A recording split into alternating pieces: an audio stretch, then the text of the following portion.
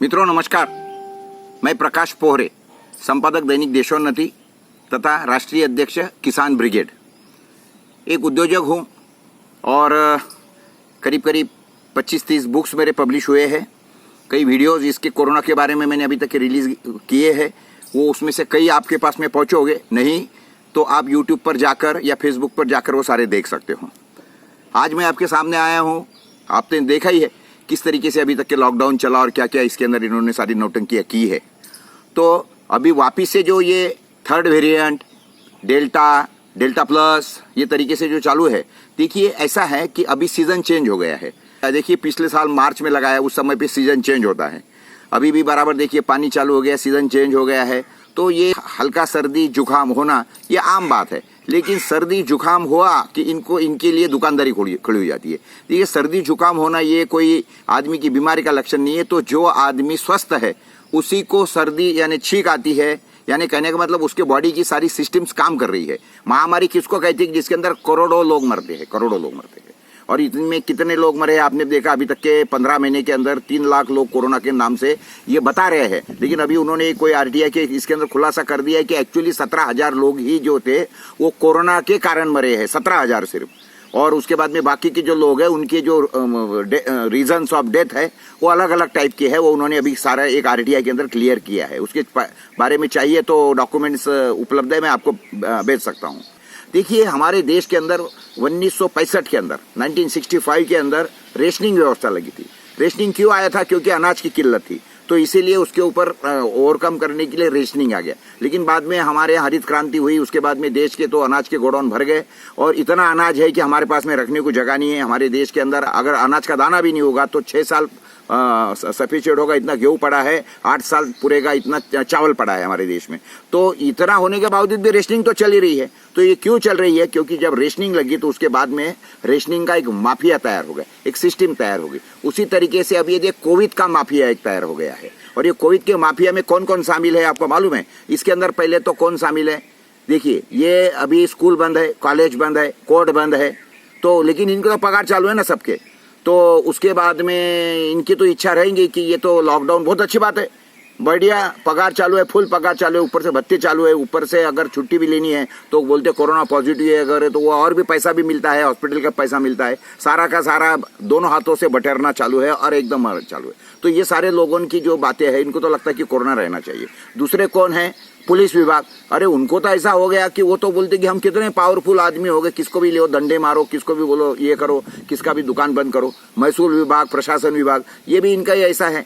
जितने जिले उतने कलेक्टर, और जितने कलेक्टर और जितने ये उतनी उनकी नौटंकी। हर एक के अपने अपने नहीं, कोई बोलता है सुबह 7 बजे से खोलो, कोई बोलता है सुबह 9 बजे से खोलो, कोई बोलता है शाम को 7 बजे तक चालू रखो, कोई बोलता है सुबह शाम को 4 बजे तक। और इस तरीके से इनकी बातें चल रही है जैसा कि कोरोना के साथ में इनकी मीटिंग हो गई। कोई बोलता कि रात की संचारबंदी, कोई बोलता कि इतने बजे घूमो। जैसे क्या है, देखिए कि कोरोना जो है ना अभी 15 महीने के अंदर काफी बेचारा समझदार हो गया है। उसने भी तय कर लिया है कि क्या लोग उनको सताना, तो इसलिए वो भी अभी बोलता है कि नहीं तुम मैं ऐसा करता हूँ, रात को घूमूंगा, इसलिए रात को आप लॉकडाउन कर दो, नहीं तो मैं कोई रात को बाहर निकलेगा तो मैं उसके ऊपर झपट लूंगा उसको। और दिन में जो है मैं सोऊंगा क्योंकि रात को मैं ड्यूटी करता हूँ। और मेरे ख्याल से तो भी अभी ये जो चल रहा है नौटंकी का कारण, इसका कारण ये है कि लोग बाहर नहीं आ रहे हैं। जिस दिन लोगों को ये ध्यान में आ गया ना कि ये साला नौटंकी है, इनके तो सारे पगार चालू है, इनकी तो रोज इनके तो कमीशन बाजी हम खोरी चालू है, क्योंकि ये बोलते हैं कि कोरोना टेस्टिंग करो। मालूम है एक घर में अगर एक आदमी कोरोना पॉजिटिव हो गया तो नेचुरली पूरे घर के 5, 6, 10 लोग जो भी है, फिर उसके संपर्क में आने वाले, फिर भाई भाई उनके घर में सबके सब उनका टेस्टिंग करना है। तो ये जो टेस्टिंग हो रहा है ना, आपको मालूम है ये टेस्टिंग कौन कर रहा है? इन्होंने इसके कॉन्ट्रैक्ट दे दिए है। ये जो लैब रहती है ना, पैथोलॉजिकल लैब, उनको टेस्टिंग दे दिया है। तो 1500 रुपए वो लो, 1000 से 1200 1500 रुपए वो लेते हैं। तो उसके अंदर सारे के इसको पैसा तो लगता है 100, 150, 200 रुपया, वो भी नहीं लगता है। और वो तो फर्जी किट है इनके, वो तो उसके भी बारे में तो बात आपको मालूम ही है कि अगर एक ही आदमी के दिन में 4 बार अगर टेस्ट करे तो 2 बार पॉजिटिव आएंगे, 2 बार निगेटिव आएंगे। तो इनके वो टेस्टिंग किट में भी कोई मतलब नहीं है। लेकिन उसके अच्छा जिसने ये टेस्टिंग किट बनवाई वो आदमी ने खुद बोला कि ये तो ये पर्पज के लिए बनी नहीं है, इसका ये मतलब नहीं है, ये फालतू है इस करके। तो ये जो इसके और गवर्नमेंट ने खुद माना है कि इसके अंदर से जो है 40-60% जो है रिपोर्ट जो है वो फेक आते हैं या फ्लेक्सिबल आते हैं, और उसके बाद में आप ऐसे इसमें से लोगों को बोलते क्वारंटाइन हो जाओ या हॉस्पिटल में भर्ती हो जाओ। पहले तो आपने देखा होगा कि पहले साल जो है ना लोग ज्यादा मरे नहीं थे। क्यों नहीं मरे थे? क्योंकि गवर्नमेंट के हॉस्पिटल में भर्ती हो रहे थे, वही इलाज होता था, बाकी तो सब बंद कर दिए थे। तो गवर्नमेंट के हॉस्पिटल के अंदर तो किसको मतलब ही नहीं है किसको भर्ती करना और किसको ये करना। वो तो बेचारे जितने जल्दी लो आदमी को हकालना है हकाल देते थे जल्दी से, क्योंकि उनको तो कोई पैसा वैसा मिलना नहीं है। लेकिन उसके बाद में क्या हो गया, प्राइवेट में ये हॉस्पिटल बन गए कोरोना के। फिर उसके अंदर वो आपके कोरोना के हॉस्पिटल ये एक सेंटर्स लेने के लिए ऐसा मुझे मालूम पड़ा है कि 15-15, 20-20 लाख रुपए की जो है ना ये क्या बोलते हैं उनको ये दक्षिणा दी गई। और उसके बाद में अभी वो उन्होंने लिया, और उसके बाद में अभी कोरोना सेंटर तो खाली है, क्योंकि हॉस्पिटल इन्होंने लिए, होटल लिए भाड़े से, बड़े बड़े जो होटल कभी चलते नहीं थे, जो मंगल कार्यालय कभी चलते नहीं थे और बंद पड़े हुए हैं, तो वो भाड़े से ले लिया कोई लोगों ने 2-2, 5-5, 10-10, 20-20, 25-25 लाख रुपए के हिसाब से।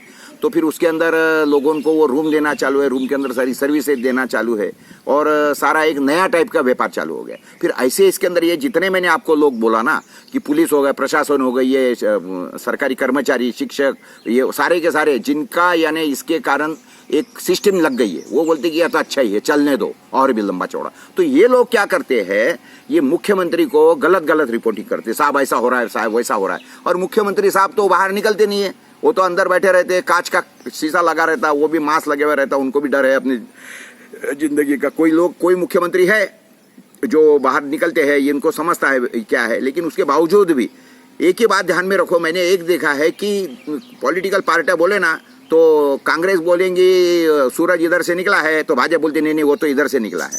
तो हर एक इसके अंदर एक में क्या अपोज में। लेकिन आपके ध्यान में आ गया एक बात, ये जो कोरोना और इसके बारे में कि जितनी सारी चीजें है ना, इसके अंदर सब लोगों का एक मत है, सब एक ही मिले सुर तेरा मेरा, मिले सुर मेरा तुम्हारा, तो सुर बने हमारा, ऐसा ये लोग सब चल रहे हैं। तो ये आपके ध्यान में आया होगा कि अभी इनको ऐसा दिख रहा है कि ये सब साला बड़ा अच्छा हो गया। पॉलिटिकल लोग बोलते कि अच्छा है, लोग बाहर नहीं निकलते, मंत्रालय में मिलते नहीं, लोगों को जवाब नहीं देना पड़ता, लोग मोर्चे नहीं निकाल सकते, हमारे बारे में जिंदाबाद मुर्दाबाद नहीं कर सकते, तो बहुत अच्छी बात है। पॉलिटिकल लोग, ये प्रशासनिक लोग, उसके बाद में पुलिस, और उसके बाद में ये सारे गवर्नमेंट सर्वेंट, ये एक हो गए, कोरोना सेंटर वाले एक हो गए, और उसके बाद में ये दवा बेचने वाले। आपको भी मालूम है जब इनके बाद में कोई दवा नहीं है, इनके बाद में कोई इंजेक्शन नहीं है। अच्छा, जो दिए गए इसके पहले के इंजेक्शन वो सारे बंद कर दिए। रेमडेसिविर बोलते बहुत अच्छा है, वो 20-20, 25-25, 50-50 हज़ार, लाख रुपए में रेमडेसिविर की दुकानदारी किया। उसके बाद में अभी क्या हो गया कि ये सारे बंद कर दिए। तो अभी तो सारा इतनी दक्षिणा देखिए, सेंटर्स खरीदे, अभी क्या करेंगे। और इन लोगों को तो आदत पड़ी है अभी सब हराम का पगार खाने की और ये करने की। तो वो बोलते कि ये क्या, तो यही नौटंकियां लाते हैं, यही डेल्टा वेरिएंट लाते हैं, डेल्टा प्लस लाते हैं। और मैं अभी डेल्टा हो गया ना, अभी मैं आपको बताता हूँ आगे कौन सा। एक फेल्टा आएगा, फिर फेल्टा प्लस आएगा, फिर उसके बाद में माल्टा आएगा, माल्टा प्लस आएगा। तो ये तरीके से 2025 तक का इनका पूरा प्रोग्राम पैक है। आप जाके देखिए, कई इनके वीडियोज अवेलेबल है। और ये जो न्यू वर्ल्ड ऑर्डर है ना, उसके अंदर 2025 तक के सारी बातें फिक्स है। ये सारी अगर चल रही है, ये सिर्फ आपके घर पे शांति से बैठने के कारण हो रही है। कोरोना के बारे में लोगों के दिल में डर फैलना चाहिए करके इन्होंने हजारों लाखों लोग ये इंजेक्शन और गोलियां दे के, गलत गोलियां, WHO ने, ये WHO जो है ना, ये वर्ल्ड डिसीज ऑर्गेनाइजेशन है, ये वर्ल्ड हेल्थ ऑर्गेनाइजेशन है। उसके बाद में ये जो IMA है, जो इसको फॉलो करने के लिए लोगों को बोलती है कि नहीं ये यूज करो। तो ये IMA का लॉन्ग फॉर्म आपको मालूम है क्या है? IMA का लॉन्ग फॉर्म है इलनेस मार्केटिंग एसोसिएशन। ये लोगों में इलनेस मार्केटिंग करती है। और WHO जो है, ये वर्ल्ड हेल्थ ऑर्गेनाइजेशन नहीं है, ये वर्ल्ड डिसीज ऑर्गेनाइजेशन। ये डिसीज डालते रहती है कि ये डिसीज, वो डिसीज, नए नए नाम देते रहती है। आपने देखा नहीं, म्यूकोरमाइकोसिस, उसके बाद में हाइपरकैप्निया, नए नए नाम रोज। और ये इसके कारण यही हो जाते हैं। लोगों को बताया कि मास्क लगाओ, उसके कारण लोगों को ऑक्सीजन कम मिला। फिर वो बोलते नहीं ये तो हाइपरकैप्निया है। अबे हाइपरकैप्निया का, फिर उसके नाम दिया उसको ब्लैक फंगस। ब्लैक फंगस क्यों नहीं, फिर बोलते कि नहीं ऑक्सीजन लेवल कम हो गया। ऑक्सीजन लेवल थोड़ी कम हो गया है, अरे कार्बन हमारे शरीर में ज्यादा हो गया, क्योंकि तुमने मास्क लगाने के लिए बोला हमको, उसके कारण कार्बन फैल गया है। और ये उसके कारण म्यूकोरमाइकोसिस, और फिर बोलते उसके लिए ये दवा, उसके लिए वो दवा। हमारे दिल्ली के एक डॉक्टर है, उन्होंने बोला कि ये 10 रुपए में ठीक होने वाला म्यूकोसिस बीमारी है, सिर्फ 10 रुपए में।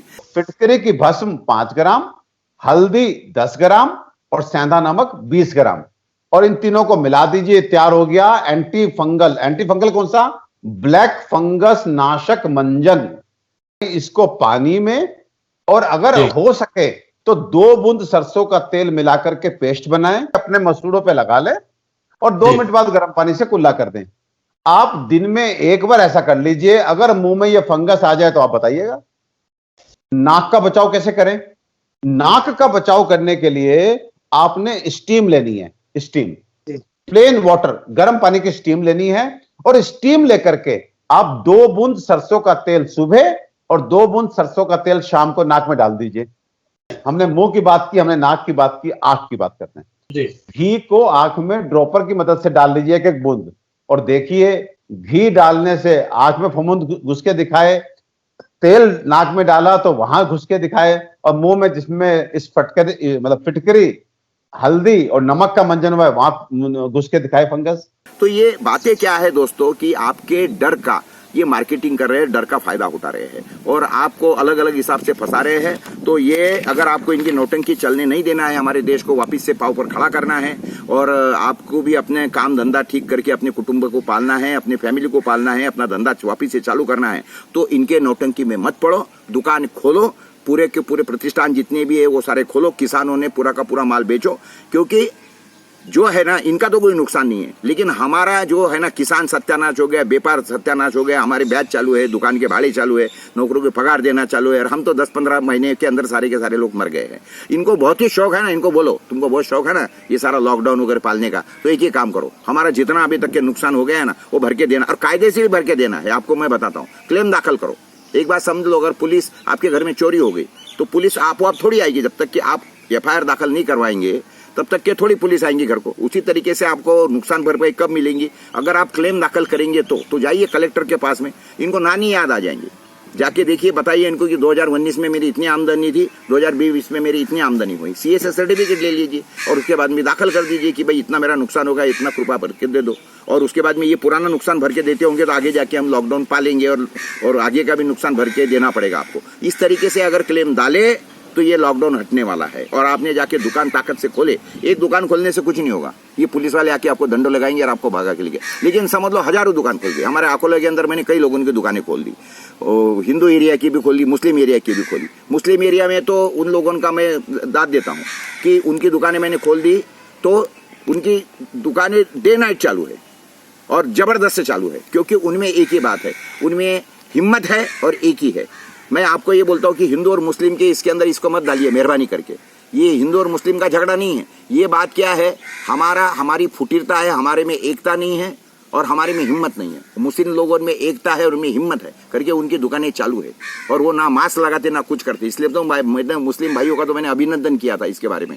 तो ये सारी की सारी बातें समझिए, कोई पालिए मत आप ये इनका लॉकडाउन फॉकडाउन। अगर सब ने मिला के 100% फेंक दिया तो इनके पास में पुलिस कितनी है, क्या करेगी, कितने दुकानों को सील करेंगी, कितने दुकानों को डंडे लगाएंगी। और बिल्कुल बेधड़ाके से बोलिए कि पहले नुकसान भर के दो, बाद में लॉकडाउन करेंगे, नहीं तो नो लॉकडाउन। काम कीजिए, हिम्मत करिए, खुद को संवारिए, देश को संवारिए, अपना दुकान संवारिए, धंधा संवारिए, इनके फंदे में मत पड़िए। इतना मैं बोलता हूँ, नहीं तो 2025 तक के भी ये आपके छाती से उठने वाले नहीं है, ये बात पहले समझ लो। तो मैं समझता हूँ कि इतना संदेश काफ़ी है और आप मैंने दिए हुए आदेश का पालन करेंगे, ऐसा मैं समझता हूँ। नमस्ते।